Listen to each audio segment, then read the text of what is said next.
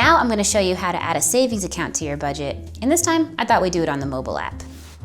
All right, so we're going to add a new account to our budget by heading on over to the account section and selecting add an account. You of course have the option of linking your savings account to your budget if you'd like, but I'll just leave this one unlinked for now. And then for account type, I'm going to select savings.